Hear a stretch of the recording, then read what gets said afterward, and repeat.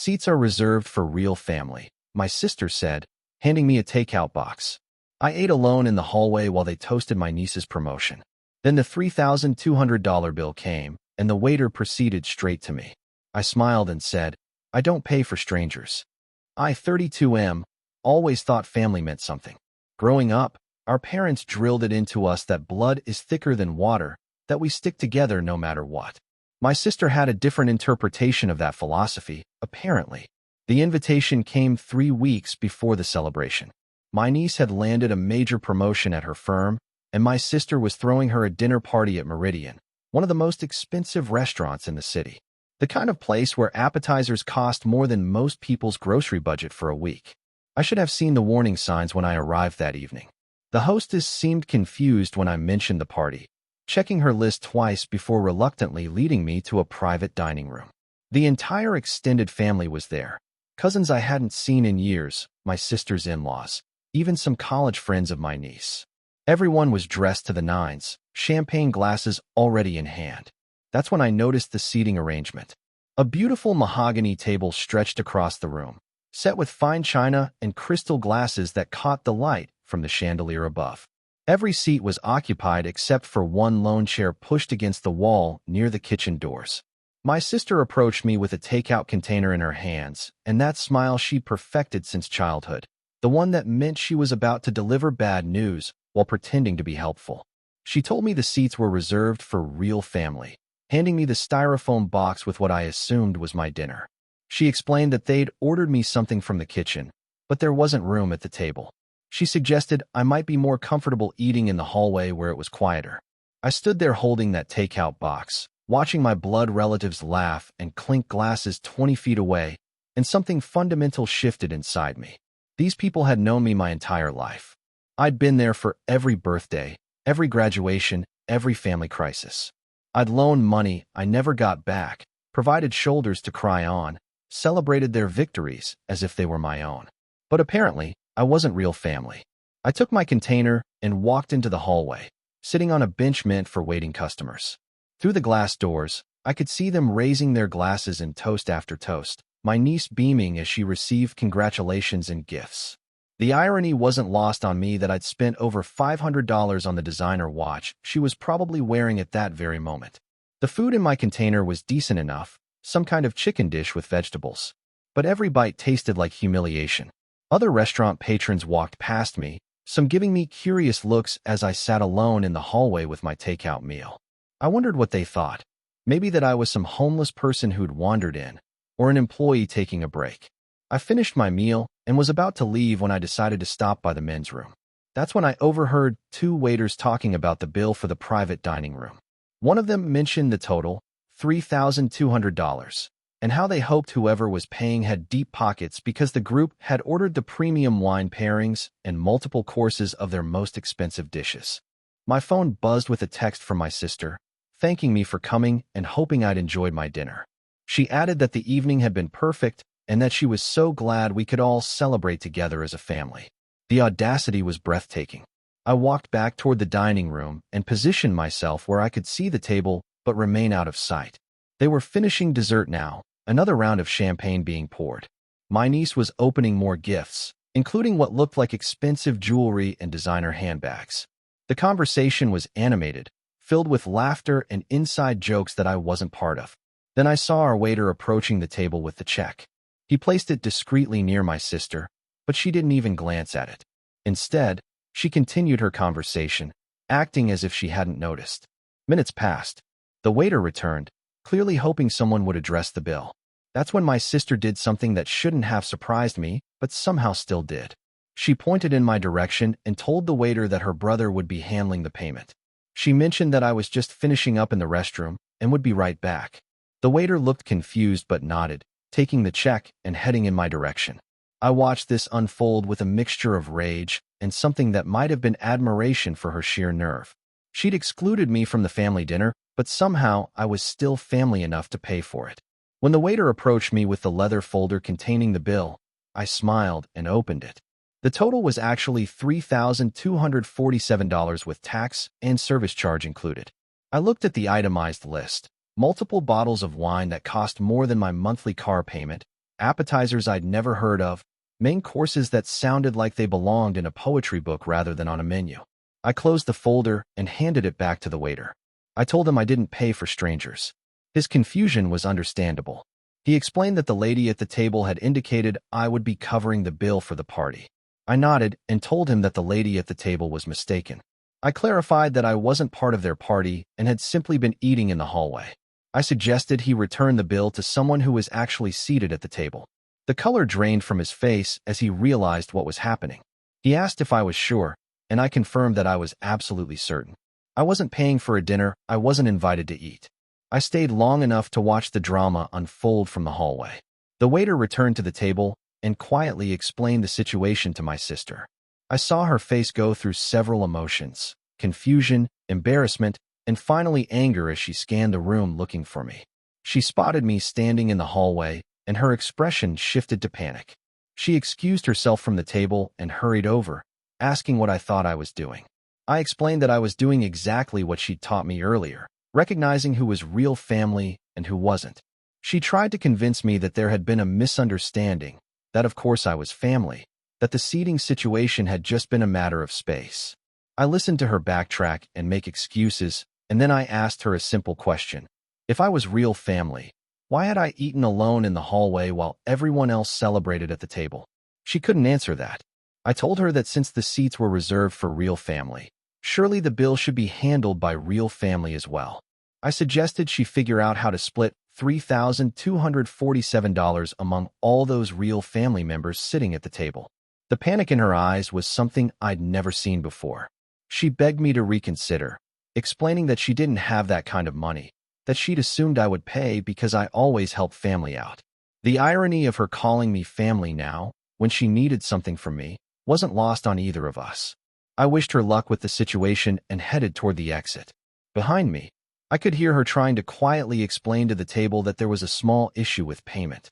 I didn't stick around to see how they resolved it, but I had a feeling it would involve some very awkward phone calls to credit card companies and possibly some expensive jewelry being returned. Update 1. The fallout started the next morning. My phone was buzzing constantly with calls and texts from various family members, each with their own version of outrage about what had happened. My mother called first, having heard from my sister that I'd abandoned the family at the restaurant and left them to deal with an impossible bill. I let my mother tell her version of events first. According to my sister, there had been a misunderstanding about seating, and I'd overreacted by refusing to pay for a family celebration. My sister had painted herself as the victim of my vindictive behavior, claiming she tried to include me, but I'd chosen to be difficult. When she finished, I asked my mother if she knew where I'd eaten my dinner that night. The silence that followed told me everything I needed to know. My sister hadn't mentioned the takeout container or the hallway bench. She'd conveniently omitted those details from her victim narrative. I filled in the blanks for my mother, describing exactly what had happened from the moment I arrived. I explained about the seating arrangement, the takeout box, and the 45 minutes I'd spent eating alone while the real family celebrated. I told her about my sister pointing to me when the bill came, despite having excluded me from the actual dinner. My mother's tone changed completely. She asked if I was serious about eating in the hallway, and I confirmed every detail. There was a long pause before she asked why my sister would do such a thing. I told her that was a question better directed at my sister. The next call came from my niece herself. She was crying, explaining that the dinner had been ruined and that several family members had to use credit cards they couldn't afford to split the bill. She said she was embarrassed and that her promotion celebration had turned into a disaster. She begged me to reconsider and help pay for at least part of the meal. I felt sorry for my niece. She probably hadn't been involved in the seating decision and was now dealing with the consequences of her mother's choices. But I also remembered the designer watch I'd bought her, the graduation gift I'd given her, and the countless times I'd shown up for her important moments. I asked her if she'd known I was eating in the hallway while everyone else celebrated her success. She admitted she'd seen me through the glass doors, but thought I'd preferred to eat alone. She said her mother had told everyone I'd requested a quieter spot because I wasn't feeling well. Another lie to add to the collection. I explained to my niece that her celebration hadn't been ruined by my refusal to pay. It had been ruined by her mother's decision to treat family like a second-class citizen while still expecting first-class financial support. I told her I was sorry she was caught in the middle, but actions have consequences. Update 2. 3 days after the restaurant incident, my sister showed up at my apartment. She looked exhausted, and I could tell the situation was weighing heavily on her. She asked if we could talk, and despite everything, I let her in. She sat on my couch and finally told me the truth about what had happened. The dinner had been planned for weeks, and she'd gotten caught up in trying to impress my niece's new colleagues and some family members she rarely saw. She admitted that she'd been embarrassed about my casual approach to these kinds of events. Apparently, my tendency to underdress and my lack of interest in social climbing had made her worry I wouldn't fit the image she was trying to project. She explained that the takeout solution had seemed like a compromise that would avoid awkwardness while still including me in the celebration. She genuinely seemed to believe that I would be comfortable eating alone and that the arrangement was somehow thoughtful. What struck me most was that she still didn't seem to understand why I'd been hurt. She kept framing it as a misunderstanding rather than a deliberate choice to exclude me. She talked about the seating as if it had been a logistical challenge rather than a statement about my place in the family hierarchy. When I pressed her about assuming I would pay the bill despite being excluded from the dinner, her explanation was even more revealing. She said she'd always counted on me to help out financially when family needed it, and she'd assumed this would be no different. She mentioned the times I'd loaned money, paid for gifts, or covered expenses for family events. In her mind, my role was to be the financial safety net, regardless of how I was treated. I asked her point blank if the roles had been reversed, and I'd given her a takeout container while excluding her from a family dinner. Would she have paid a $3,200 bill for the privilege? She couldn't answer that question. I told her that I'd spent years being the family member who showed up, who contributed, who could be counted on for support. But apparently, that hadn't earned me a seat at the table when it mattered. I explained that respect isn't just about needing someone when you want their money. It's about treating them with dignity even when you don't need anything from them. She started crying then, saying she'd never meant to hurt me and that she'd just wanted the evening to be perfect. She begged me to forgive her and promised it would never happen again. She offered to pay me back for all the times I'd helped financially, though we both knew she didn't have that kind of money. I told her that this wasn't about money. It was about being valued. I explained that I'd spent years accepting scraps of attention and consideration while still being expected to provide full support when needed. The restaurant incident had just made it impossible to ignore the pattern anymore. Update 3. The extended family's reaction split exactly along the lines I'd expected. The relatives who had been at the dinner and benefited from my exclusion were outraged that I'd refused to pay. They called me selfish and vindictive, claiming I'd ruined a young woman's celebration over hurt feelings and wounded pride. But other family members, the ones who heard the full story, had very different reactions. My uncle called to say he was disgusted by what had happened and that he wished he'd known about the seating arrangement before the dinner. Several cousins reached out to express their shock and support. Even some of my sister's friends admitted they'd felt uncomfortable when they realized I was eating alone in the hallway. My mother ended up having a serious conversation with my sister about the incident. According to what I heard later, she'd told my sister that treating family like hired help while expecting them to pay for the privilege was unacceptable. She'd also pointed out that I'd been nothing but supportive and generous over the years and deserved better treatment. The financial aftermath hit my sister hard. The restaurant bill had to be split among several family members, with some people putting amounts they couldn't afford on credit cards. A few relatives were openly resentful about the unexpected expense, which created tension that extended far beyond the original incident. My niece's promotion celebration became infamous in family circles, but not for the reasons my sister had hoped. Instead of being remembered as an elegant celebration of success, it became the story of the family dinner where someone was excluded but still expected to pay. The most interesting development came 2 weeks later when I received a call from my niece's firm. Apparently, word of the restaurant incident had somehow reached her colleagues, possibly through social media or family gossip that got back to them. Her new position involved client relations and maintaining professional relationships, and the story of treating family poorly while expecting financial support had raised some concerns about her character and judgment. My niece called me in tears, explaining that the incident was affecting her professional reputation and asking if I would consider making some kind of public statement about family reconciliation. She wanted me to post on social media that everything had been resolved and that there were no hard feelings.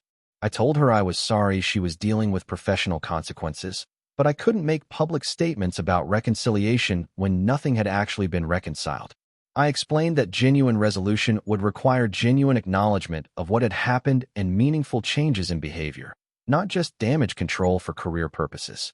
The situation taught me something important about family dynamics and self-respect. For years, I'd accepted being undervalued because I'd conflated being useful with being loved.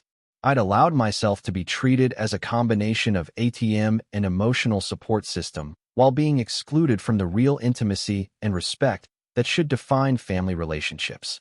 The restaurant incident wasn't really about $3,200 or dinner seating arrangements. It was about recognizing that conditional love and selective respect aren't actually love and respect at all. It was about understanding that being financially generous doesn't obligate you to accept emotional poverty in return. 6 months later, my relationship with my sister remains strained but is slowly improving. She's made efforts to include me more meaningfully in family events, though I can tell she still doesn't fully understand why the restaurant incident was so damaging. Some wounds heal with time, but some patterns of behavior require conscious effort to change. I still help family members when they need it, but now I pay attention to whether I'm being treated as a person or as a resource. The difference is significant, and recognizing it has changed how I approach all of my relationships. As for my niece's promotion, she's doing well in her new position, despite the initial concerns from her firm. She learned something valuable about how family conflicts can have unexpected consequences, and she's been more thoughtful about family dynamics since the incident. The $3,200 restaurant bill? My sister and the other family members eventually paid it off, though it took several months and created financial strain for some of them. Every time someone mentioned the expense, it served as a reminder of what had happened and why. Sometimes the most expensive lessons are the ones that teach us our own worth.